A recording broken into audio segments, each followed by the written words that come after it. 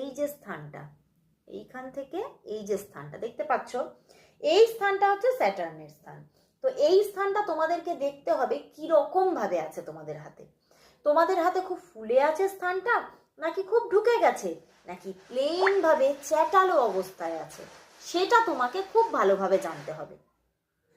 তো তোমরা যদি দেখে থাকো যে তোমাদের হাতে শনির স্থান খুব ফোলা অবস্থায় আছে, মানে সেটা কি হচ্ছে, শনি তোমাদের ওভার পাওয়ারে আছে। কিন্তু সেটা মানে অনেকেই ভাবে তাহলে তো ভালো, কখনোই নয়।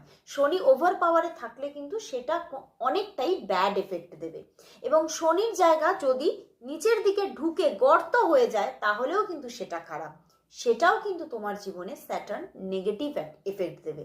তাহলে কোনটাতে ভালো এফেক্ট দেবে? চ্যাটালো থাকলে, মানে না ঢুকে যাওয়া না ফুলে থাকা, একদম চ্যাটালো অবস্থায় যদি